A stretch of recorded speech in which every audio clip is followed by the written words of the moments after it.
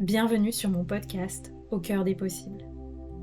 Je m'appelle Anaïs et ma vie a changé quand j'ai décidé de changer de regard sur elle et de vivre depuis l'espace du cœur. Après des années d'exploration intérieure et de voyage, je suis devenue coach et créatrice d'espaces de métamorphose. Je suis convaincue que nous grandissons beaucoup plus vite grâce au soutien du groupe. Je crois profondément en la force de la communauté sur un chemin d'éveil de conscience et d'ouverture du cœur. Ce podcast est donc offert à celles et ceux qui souhaitent, comme moi, voir la vie avec le cœur et grandir avec audace, souveraineté et prospérité.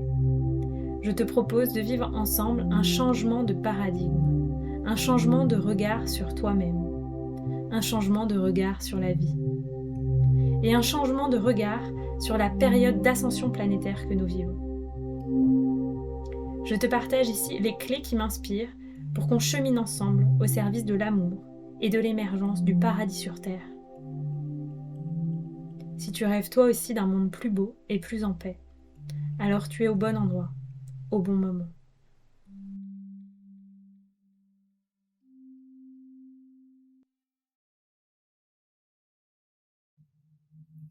C'est la rentrée, tu es entrepreneur du bien-être et tu as envie de réussir dans tes activités, sache que The Shamanic Business Academy reprend à la fin du mois de septembre et il reste seulement quelques places après la semaine de pré-lancement où plusieurs personnes ont décidé de rejoindre le programme.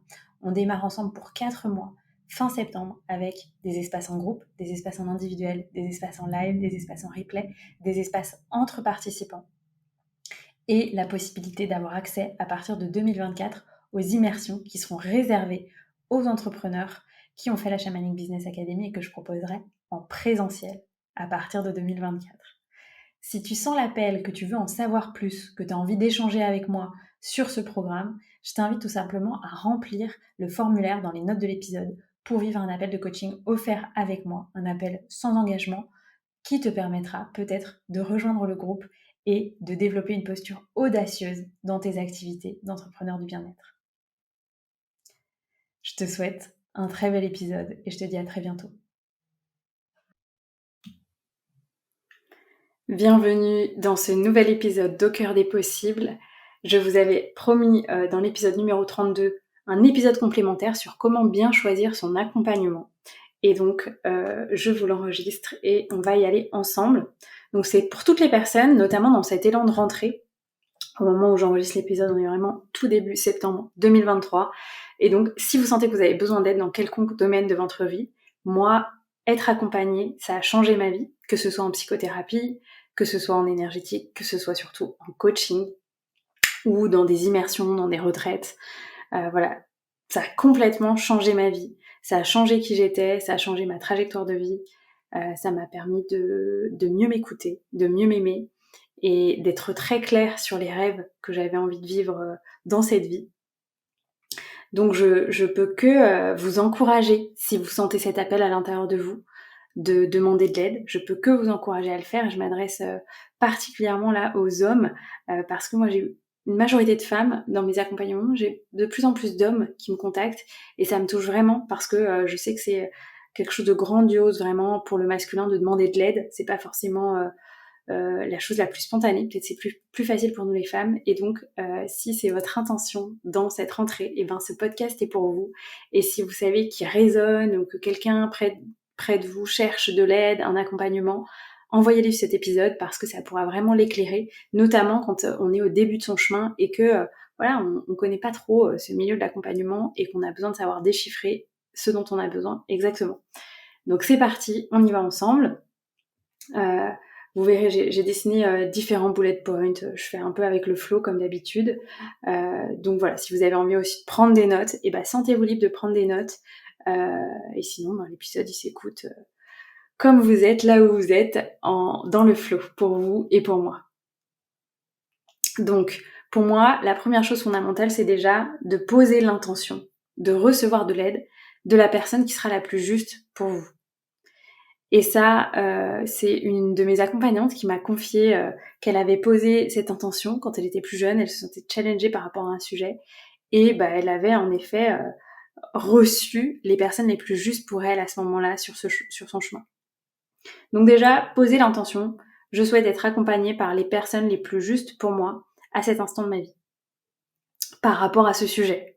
En général, il y a au moins une priorité spécifique ou plusieurs priorités de vie, mais je vous invite à cibler quand même ce sur quoi vous voulez évoluer. Deuxième étape, vous demandez ce dont vous avez vraiment besoin. Comment on fait pour savoir ce dont on a vraiment besoin ? On peut échanger avec des personnes qui sont au même stade que nous par rapport au sujet en question, ou des personnes qui sont peut-être un peu plus avancées. Et peut-être ça va nous permettre de mieux identifier nos besoins, de voir quels sont les challenges des autres, qu'est-ce qui sont mes challenges à moi, voilà. Quelles sont les difficultés que j'observe, si j'ai du recul envers moi-même, chez moi par rapport aux autres. Ça peut être des mécanismes d'auto-sabotage, ça peut être la procrastination, ça peut être des addictions, ça peut être des difficultés relationnelles, ça peut être en termes de vitalité, ça peut être des problèmes de santé, etc. etc. Ensuite, demandez aux personnes avec qui vous échangez, là, celles qui sont potentiellement au même stade ou un peu plus avancées que vous, qui elles cherchent et avec qui elles se sont déjà fait accompagner. Donc ça peut être, moi je prends mon exemple par exemple, donc je suis accompagnante pour les entrepreneurs, je peux parler à d'autres personnes qui sont coachs, notamment des business coachs, et puis je vais leur dire, ah bah super, par qui tu t'es fait accompagner récemment, qui t'accompagne en ce moment, quelles sont les personnes qui t'inspirent, et puis peut-être ça va pouvoir élargir mon cercle de personnes que moi je connais et qui pourraient m'aider. Ou leur demander qu'est-ce qui t'a le plus aidé récemment, etc. Peut-être que parfois les gens vont juste vous partager une lecture. Mais en général, les accompagnements, c'est tellement quelque chose de transformateur que les gens vont vous partager le nom de leur mentor, le nom des personnes qui les ont accompagnés et aidés. Si on prend l'exemple par contre d'un accompagnement plus sur des sujets de santé, ça vaut vraiment le coup de demander autour de vous, ok, une personne qui a eu tel problème, ça peut être de fertilité, un problème je sais pas, d'addiction, etc. Et demandez autour de vous parce que les expériences des uns et des autres vont pouvoir enrichir votre regard de ce qui est possible pour vous. Ensuite, troisième étape pour moi, c'est prendre contact avec certaines de ces personnes qui proposent des accompagnements. Donc moi j'appelle ça faire des appels clarté. Il y a des personnes qui vont dire que c'est simplement un appel gratuit, il y a des personnes qui vont vous proposer une séance offerte, il y a des personnes qui vont vous proposer un atelier offert, enfin voilà. Allez-y et puis vous verrez là où ça vous mène. Parce que en général, ça coûte rien, il n'y a pas d'engagement, donc c'est juste une façon de connaître la personne, de connaître sa pratique, de sentir si ça résonne pour vous, et puis de sentir sur d'autres éléments si vous pouvez cocher les cases que je vais vous proposer ensuite dans la suite de l'épisode au niveau vraiment de la relation que vous allez avoir avec cette personne, du cadre, est-ce qu'il est sécurisé, est-ce qu'il est sécurisant, etc. etc., etc. Et puis, ensuite, pour moi, c'est vraiment, une fois que vous avez fait un panel, moi j'invite à prendre plusieurs contacts, à sentir avec qui vous avez envie de vous faire accompagner. Alors parfois, c'est simple, parfois, moi je me souviens, la première personne qui m'a accompagnée, il y avait des critères, c'était qu'elle soit super près de chez moi, super près de là où je travaillais, et disponible à certains horaires où moi j'étais disponible parce que j'avais des contraintes de vie très importantes quand j'étais avocate. Donc voilà, c'était simple, il n'y avait pas énormément de choix. Mais si vous avez moins de contraintes que moi à l'époque, par exemple, autorisez-vous à échanger avec plusieurs personnes, d'autant plus qu'aujourd'hui, vraiment, il y a le en ligne qui s'est énormément développé. Et ça peut être aussi une question que vous pouvez vous poser, de quoi j'ai besoin. Est-ce que j'ai besoin d'un accompagnement en présentiel? Est-ce que j'ai besoin d'un accompagnement en ligne? Et puis, parmi les dernières étapes de ce premier process, ça peut être de écouter votre intuition et votre mode de décision intérieure. Donc moi, j'utilise beaucoup l'outil du Human Design, je vous en parle souvent sur ce podcast, qui est un outil de connaissance de soi, c'est notamment sur l'astrologie, la numérologie, la physique quantique, etc. notamment, les enseignements de la Kabbale, etc. Et c'est un outil qui indique le mode d'emploi de chaque personne, c'est-à-dire son mode d'emploi en termes de décision. Donc, en fonction de votre autorité en Human Design, c'est ce qui explicite la façon dont vous prenez vos décisions. Écoutez votre corps et voyez si votre autorité vous dit oui ou non. Sinon, écoutez votre intuition, faites des tests musculaires, etc., comme on peut faire parfois, pour clarifier si pour vous c'est difficile de prendre cette décision. sachant que, en général, tout accompagnement va impliquer une transformation importante et que, naturellement, il y a une forme de peur avant toute transformation. Donc, avoir conscience, au moment de prendre la décision, que notre nature intrinsèque va nous inciter à rester dans notre zone de confort et que la magie, elle se situe à l'extérieur de la zone de confort, dans la zone de transformation, de génie ensuite. Donc vraiment observer si la peur, c'est une peur qui vous indique qu'une grande transformation arrive, ou si plutôt c'est un inconfort intuitif qui vous dit qu'en fait c'est pas la bonne personne. Voilà, et moi je conseille de se laisser en général au moins 48 heures pour avoir vraiment de la clarté, notamment pour toutes les personnes qui ont des autorités émotionnelles en human design, et ça représente quand même une certaine part de la population, et donc ont besoin d'un temps pour que ça décante, pour avoir de la clarté sur la décision qu'ils ont à prendre. Donc ça peut être comme les premières étapes de votre côté. Et puis ensuite, moi je dirais qu'on peut mettre en place des étapes peut-être plus profondes. Si vous voulez vraiment creuser cette décision, si vous voulez vous assurer que l'accompagnement est juste pour vous, si c'est un engagement important, on peut aller plus loin avec les étapes que je vous propose. Donc la première étape pour aller plus loin, ça va être: est-ce que je connais des personnes qui ont déjà fait cet accompagnement et est-ce que je peux les contacter? Est-ce que je peux demander, au moment de mon appel clarté avec la personne, de l'atelier offert, d'échanger avec les clients de la personne, si c'est possible d'après sa déontologie, etc. Ou est-ce que je peux échanger avec eux en leur écrivant par message, en les appelant, ou est-ce que je peux au moins lire des témoignages, notamment des témoignages vidéo. Pourquoi je vous dis ça? Parce que ce que j'ai vu aussi sur le marché, alors moi ça me serait jamais venu à l'idée, mais je comprends qu'il y a certaines personnes qui font des faux témoignages écrits dans le milieu de l'accompagnement. Donc voilà, faites de votre mieux pour sentir si les témoignages sont justes, autorisez-vous à avoir des feedbacks, en fait, des gens qui se sont déjà fait accompagner. Ça permettra d'avoir un retour plus global, plus neutre par rapport à la personne. Et puis demandez-leur peut-être avec quoi ils sont repartis, comment ça s'est passé la relation avec la personne, est-ce qu'ils vous recommanderaient cette personne, etc. Je vous partage ça parce que moi, par exemple, plusieurs fois, j'ai pu avoir l'élan d'être accompagnée par un ou une coach. Et puis, en contactant une personne que je connaissais qui avait été accompagnée par elle, elle m'a dit: écoute, j'ai trouvé ça très bien, mais en fait, c'est passé ça. Et puis, dans sa posture, il y a ça qui me gêne, qui fait que je me sens pas complètement en sécurité avec cette personne. Donc voilà. Donc du coup, j'ai passé mon tour. Voilà. Ensuite, deuxième étape, si on veut aller plus en profondeur. Se questionner sur la relation qu'on a avec la personne avec qui on a envie d'être accompagné. Donc, ce serait, par exemple, se demander si, au moment où vous vous engagez, est-ce que la personne a un intérêt contraire à faire que vous signez? A priori, sur le plancher des vaches, oui, puisque la personne, en général, si vous allez la rémunérer, elle va avoir un intérêt à toucher ce que vous lui donnez. Néanmoins, vous allez sentir avec son éthique, avec l'énergie, est-ce que la personne est plutôt pushy ou elle est juste dans « Ah bah j'adorerais, j'ai très envie de t'accompagner, de faire ce bout de chemin avec toi. Par contre, que tu t'engages ou que tu t'engages pas, ça change pas ma vie. » Et ça, pour moi, c'est la meilleure des postures à avoir. Donc vous sentez quelqu'un qui a l'élan, l'envie, l'amour, la bienveillance, qui est dans l'humanité, de vous accompagner.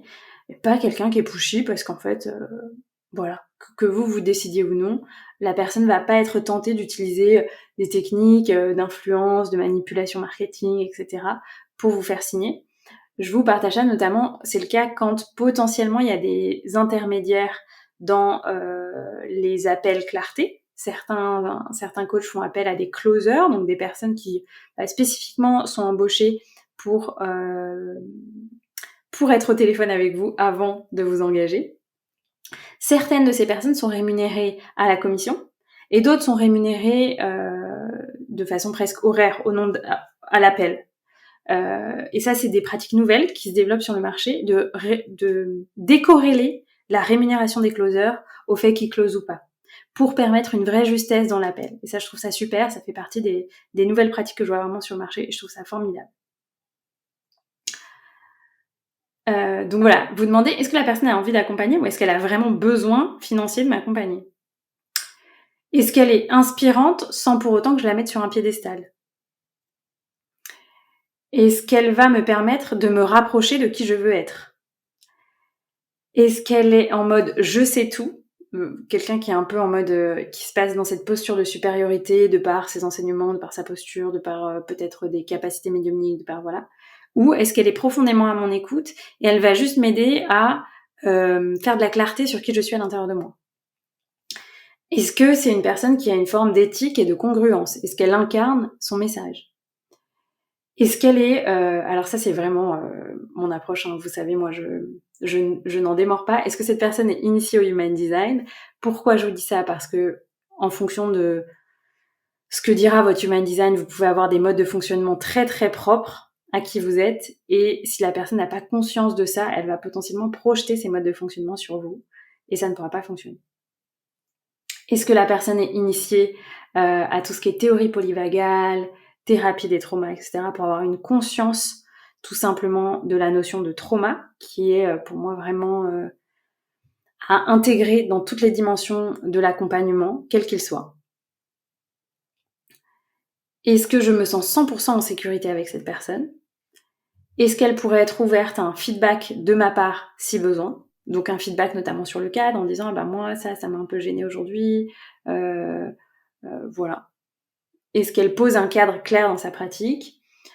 Est-ce que la personne saura être intrépide et me challenger? Pourquoi je vous partage ça? Parce que notamment dans une posture de coaching, alors ça c'est peut-être un peu moins en thérapie ou dans des approches vraiment de santé, etc. Néanmoins en coaching, là où je trouve ça magnifique, c'est quand le coach s'autorise, en vous demandant votre consentement, à vous partager ce que lui il voit pour vous et que vous ne voyez pas de vos angles morts. Donc, quelqu'un qui va vous dire, écoute là Anaïs, je vois ça, est-ce que tu arrives à le voir comme moi? Est-ce que tu es d'accord qu'il se passe ça? Pour vous montrer que quelque chose d'autre est possible pour vous. Donc quelqu'un qui vous challenge avec bienveillance. Voilà, est-ce que c'est aussi quelqu'un qui sera à l'écoute de mes questions, si j'ai des questions? Je pense que ça c'est important. Ensuite, question pour soi. Pour vraiment vérifier depuis quel espace vient l'envie de s'engager. Est-ce que j'ai l'élan? Donc en général, si on écoute cet épisode, ou voilà, si on a envie de se faire accompagner, donc on a d'abord l'élan. Est-ce que j'ai l'énergie? Donc est-ce que j'ai suffisamment de vitalité pour me consacrer à cet accompagnement, parce que toute transformation nécessite une forme d'engagement? Et est-ce que j'ai l'espace dans mon agenda d'intégrer cet accompagnement et peut-être les exercices à faire entre les accompagnements, le temps d'intégration, etc. et de m'engager à 200% dans ce qui va se passer dans cet accompagnement? Est-ce que c'est vraiment le bon moment pour moi? Et si c'est pas le cas en ce moment, parce que peut-être voilà, vous avez beaucoup de choses dans votre vie, quand est-ce que ce sera le bon moment? Est-ce que ce sera maintenant, en fait, parce que en fait je me voile un peu la face, ou et je laisse un saboteur prendre le volant, ou en fait il y aura vraiment un bon moment pour moi, par exemple dans 4 mois, je sais que ce sera le bon moment, voilà, j'aurai fait de la place dans mon agenda, etc., etc.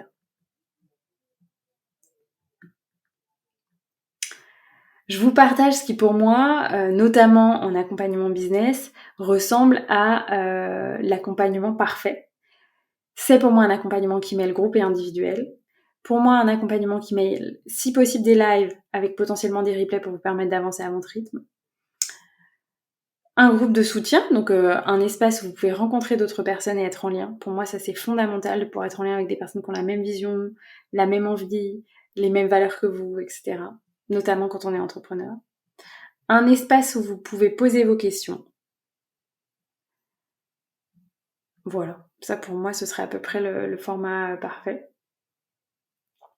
Et puis, si à l'issue de toutes ces étapes, vous sentez que c'est le bon moment de vous engager, il y a ensuite le sujet financier. Personnellement, je ne suis pas pour se mettre dans des grandes positions d'insécurité financière pour investir dans un accompagnement. Pourquoi? Parce qu'avec une approche du système nerveux, on verra que c'est totalement contre-productif. Même si on peut avoir de nombreux témoignages de personnes en France, dans les pays anglo-saxons, etc., notamment dans le business coaching, qui vont vous dire j'ai investi dans un coaching à tel montant, je n'ai pu payer que la première mensualité sur le moment, et ensuite je ne savais pas comment j'allais payer les mensualités suivantes. Néanmoins, tout est venu. Alors je suis d'accord avec ça, que l'argent ne doit pas être un frein à votre accompagnement. Et donc c'est pour ça que souvent, on peut payer en plusieurs mensualités ces accompagnements. Et je trouve ça formidable. Et moi, c'est aussi ce qui m'a permis d'investir dans mon premier coaching à un moment où j'avais pas de revenus dans ma vie puisque j'étais en voyage, etc. Et c'était extraordinaire, comme ça m'a aidé de me dire, ok, je peux investir ce montant et puis je vais le payer mensuellement tel montant. Néanmoins, vérifiez que ce soit quand même relativement soutenable. Donc ne vous mettez pas dans une situation de très grande insécurité financière.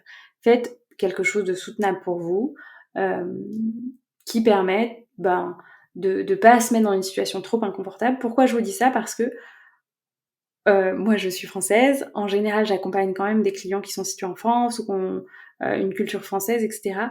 Et on n'a pas tout à fait la même éducation au risque que les pays anglo-saxons, voire même pas du tout, on pourrait dire, si on est franc. Et donc je pense qu'il y a tout un inconscient et tout un système nerveux à muscler en lien avec la prise de risque. Donc si vous êtes quelqu'un qui prend très facilement des risques, etc., c'est complètement ok. Par contre, si vous avez le risque financier peu musclé et que vous avez tendance à avoir des hauts niveaux de stress et d'anxiété, moi voilà, je vous dirais, faites un échéancier de paiement soutenable, tranquille, ne vous mettez pas dans des situations d'insécurité forte. Et puis, éventuellement, ayez pourquoi pas un backup plan si vous vous engagez et que, par exemple, vous avez que les 3-4 premières mensualités. Ce serait quoi votre backup plan? Est-ce que ce serait pouvoir demander un peu d'argent à un proche ou à un parent? Est-ce que ce serait de vendre quelque chose, un meuble ou un vêtement que vous portez pas? Enfin voilà. Dites-vous, ok, anyway, j'aurai un backup plan. En général, la vie est vraiment, vraiment de notre côté quand on ose se choisir. Néanmoins, je pense que voilà, le mieux on le vit en sérénité, le plus puissant est l'accompagnement. En tout cas, c'est mon approche. Et puis, le dernier point, je vous inviterai vraiment à signer un contrat ou à minima à bien lire les conditions générales de vente en vérifiant ce avec quoi vous allez repartir, entre guillemets. Donc, qu'est-ce qui va vous être livré exactement? Quels sont les engagements de la personne qui vous accompagne? Est-ce que ça correspond bien à ce qui vous a été présenté? Et vérifier également les garanties. Est-ce qu'il y a une possibilité de se faire rembourser? Voilà. Comment fonctionnent les garanties? Il y a une garantie légale en France en général de minima 14 jours. Après, ça dépend de quel droit s'applique à la personne avec laquelle vous faites accompagner.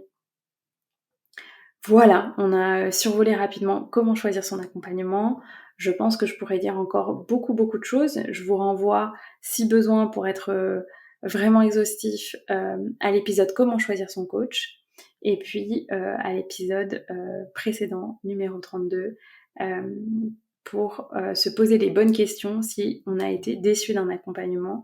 Et ça permet vraiment de revenir aux bases aussi et de se poser d'autres questions plus profondes sur ce qui peut se jouer parfois quand on choisit un accompagnement, notamment en coaching business. Voilà.